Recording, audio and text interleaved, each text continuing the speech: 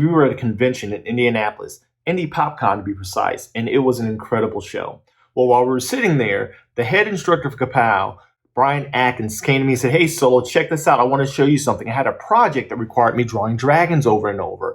And I think I've come down with a Loomis-style dragon head drawing method that I think you'll find kind of interesting. And so as soon as he started talking, I'm like, oh, pause. Let's get this on camera, share this with the world, because I can't be the only one that has been fascinated with the myth and the majesty of dragons ever since I was a wee little child growing up on the south side of Chicago. So this is for you guys who love to draw dragons, from Brian Atkins, the head instructor of Ka-Pow, the Comic Art Academy. Check it out.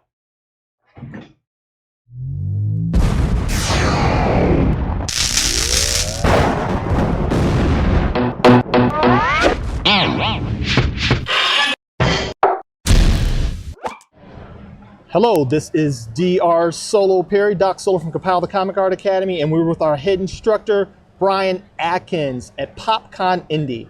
Now, Brian has come up with a very innovative and unique way to create a systematic template for drawing your favorite dragon head. And he's going to go ahead and share that with you now. All right, so this comes from a need to be able to turn the head in any direction and to know where you can place the emotions on this dragon so it can emote, but also keep a similar structure no matter which way it's looking. So what we're going to do first is we're going to start with a square, okay? Now this square is going to be essentially like the base plate of the dragon's head, okay? Now we need to think of where is the dragon looking. So what I'm going to do here is we're going to take square, we're going to move it a little bit over so that way it's looking over to the side, and we're going to create a pyramid. We're going to connect those 4 points. Now as we come up from this, we're going to cut that into thirds, okay? So we're going to go third and a third, and then I'm going to take this also this way with thirds. To make this a little bit easier to understand, we're going to clean up those back lines on there for you so we can see that a little bit better. Okay, now we're going to take these, and each of these sections is going to be a specific part of your dragon head. This right here, that's going to be your snout. Okay, this middle section, this is going to be the face part. And I say face because this is where all the emotions are going to happen. We're going to place the eye. We're also going to have the mouth is going to end up in that section as well. This section right here, this is going to be the back part of the head and also where your horns would go. So head and horns. Now, also, whenever we're talking about dragons, we got to get that mouth in there. Now, the mouth hinges on the second tier of the pyramid. So if we were to swing this down, we're going to connect those. It's almost as if this panel of that pyramid just swung down and opened out. Okay? So let me go up to the next layer so we can see what's going on here a little bit better. So the next thing that we're going to place is going to be the eye, which takes in the top maybe third, about halfway through there. We're going to have our snout. We can either chop that off if we would like more of like a snub nose or whatever it may be. That's also where the nostril goes. Back here is where this is going to round down into the neck. And then back here is where the jaw hinges. This is where the brow would go. And then if you had any horns, they would attach anywhere along here. And of course, the dragons, you put as many horns as you want anywhere you want. It always looks good. Okay? So here we go. We're going to jump up to this next layer here, and we're going to go ahead and draw in where we've put place marks for most of our featured items here. So here is really fun where you can play with the shape of the muzzle. And then likewise, if we wanted like an angry, this is where you would curve it down. But with the mouth, if you're wanting to give him, you know, like joyful, more of like a happy expression, it's all going to happen right here, right in this back section in the second tier of the pyramid. Okay? So here we go.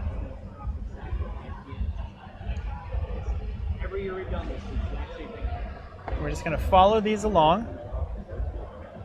Got the snout.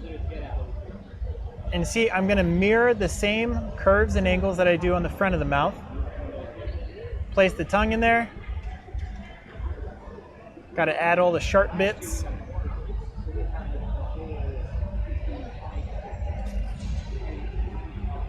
So, got the snout, nostrils, bring that up to the brow. I like putting a little bit of spike on the end of my brows.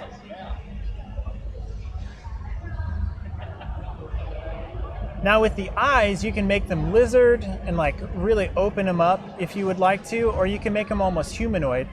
But this is where like the jaw, like that cheekbone, that's where you're gonna find that.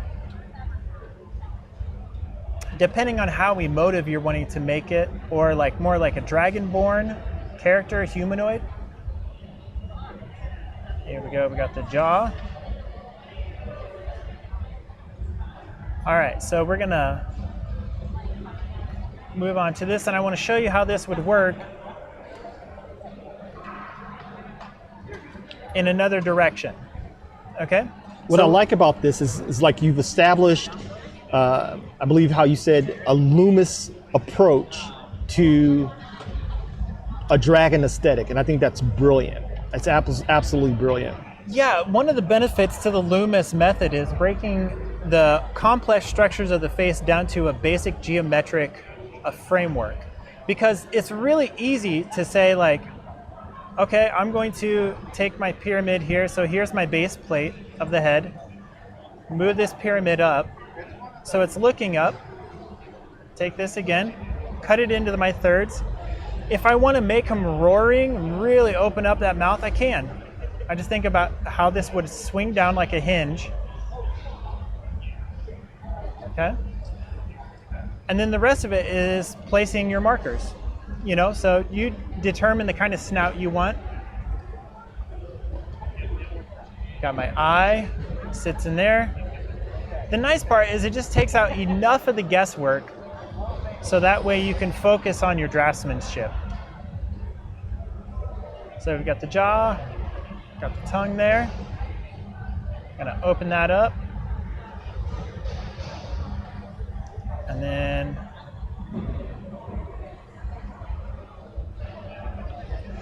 all right, so again, if I was wanting to do this, I can just work through this pretty quickly here. Now that I've got the structure placed. Now, of course, you're going to be able to use this in different ways. So it doesn't have to be just this dragon. If you wanted something like with like a snub nose, kind of like more of like a crocodile kind of feel, well, you're going to adjust the proportions of one, your base plate, that initial square, and then you can also lengthen or shorten the pyramid that your framework is set on.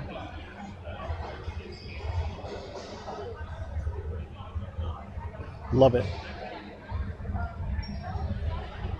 Absolutely brilliant. Folks, this is why he's the head instructor at Ka-Pow, the Comic Art Academy.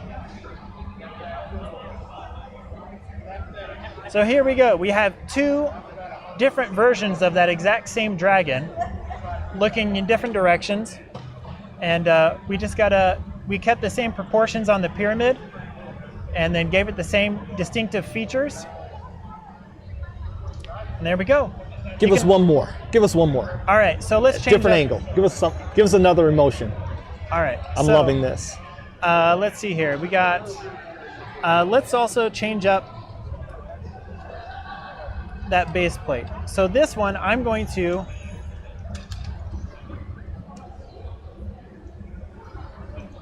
change this up a little bit. Let's make this look, we're going to go, let's go this way.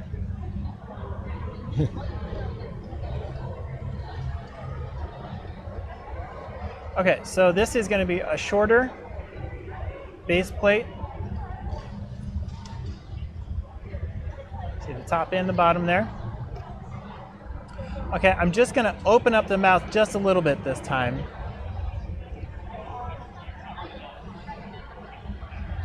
Okay, so now this is where the eye would go. I'm going to go for something a bit more slender looking, almost more bird-like.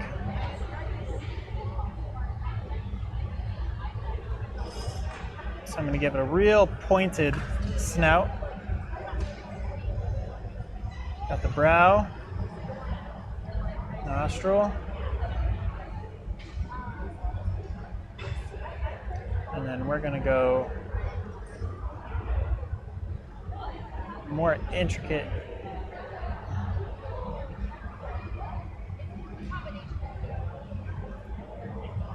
All right, so I know it gets a little bit messy. That's all right. We're not doing art if it doesn't get messy. Yeah, there we go. We're not doing art, people, if it doesn't get messy.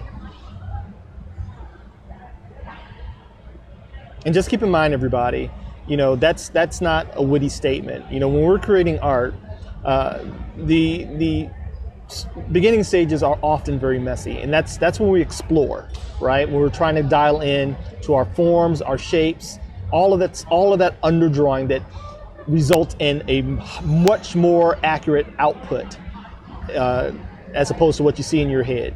And so don't be afraid to get messy. You can always clean it up later. Give him 2 nostrils. There we go. Yeah, so that's exactly like what Solo just mentioned. And actually, the faster you can get through the initial phase, lay down your structure and then start having fun with it, you know? The neck is going to come down underneath from there.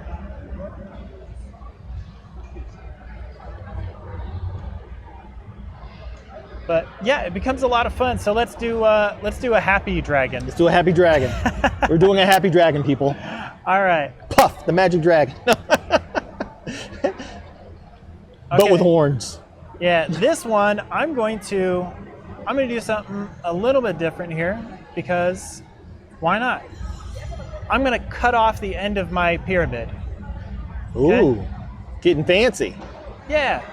This is going to result in a blunted profile, I think. Yeah, and that's another thing is you don't have to go in thirds. These are just 3 different proportions. So I can squash this middle one, really emphasize this front snout on this one. And then just box that out on the end like I did at the end of my pyramid there. Okay. Pay attention to his shape language, people.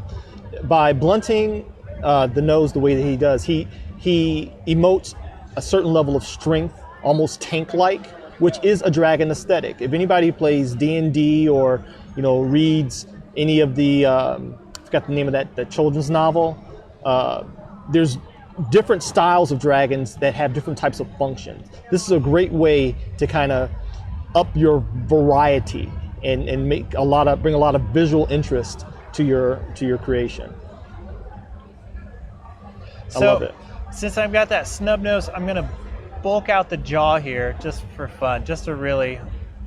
It's gonna almost have more of like a snapping turtle kind of feel to Outstanding. it. You know. Give him a heavy eye. There we go. I'm gonna carry that thick neck because I've got that base plate all the way over there. There we go. So I'm going to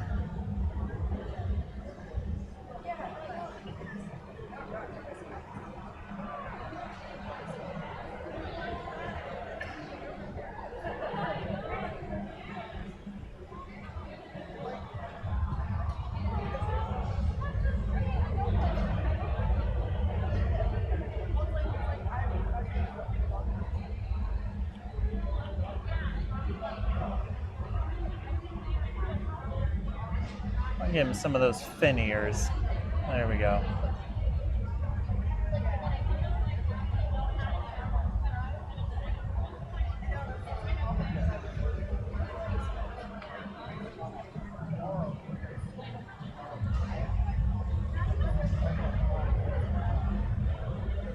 Amazing. Absolutely brilliant.